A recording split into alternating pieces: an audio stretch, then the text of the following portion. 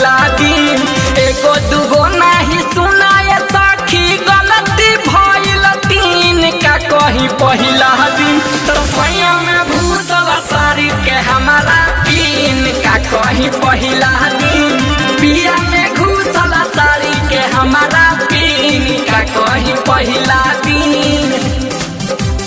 पहिला दिन पिया में घुसल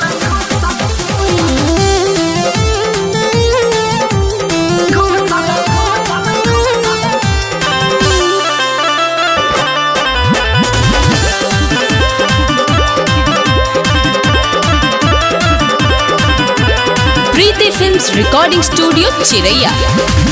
पहिला गलती फाटल बाबी हवती हमारा सारी राजा जी मोर प्यार में जो बधैल तया का बारी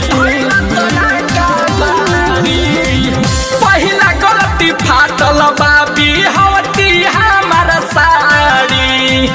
राजा जी मोर प्यार में जो बधैल तया का बारी हम महंगा साड़ी आइल रहे कलकत्ता से कीन का कहीं पहिला दिन महंगा साड़ी आइल रहे कलकत्ता से कीन का कहीं पहिला दिन तो सैया में भूसल साड़ी के हमारा पीन का कहीं पहिला दिन पिया में घुसल साड़ी के हमारा पीन का कहीं पहिला दिन पिया में घुसल सैया में घुसल साड़ी के हमारा पीन पहिला दिन सैया में घुसल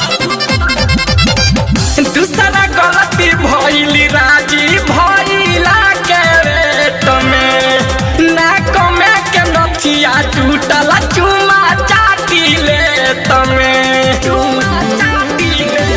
ये सखी दूसरा गलती भइली राजी भइला के रेट में नाक में के नथिया टूटल चुमा चाटी ले तमे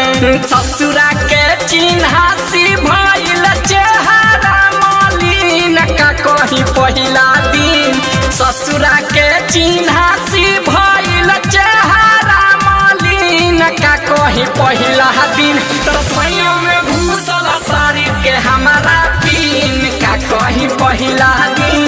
पिया में घुसल साड़ी के हमारा पीन का कहीं पहिला दिन पहिला दिन पिया में घुसल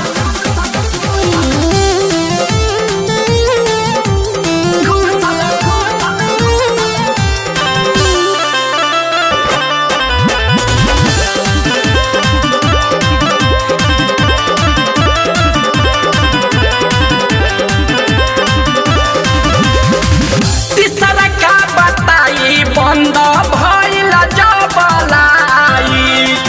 पहिला मिलन दीनानाथ हो रहे फर्स्ट नाइट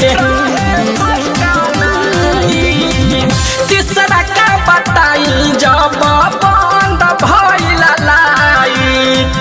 पहिला मिलन दीनानाथ हो रहे फर्स्ट नाइट न लगे कुछ रहे का हम बताई राजा सुबास के सीन का कहीं पहिला दिन अलगे कुछ रहे का हम बताई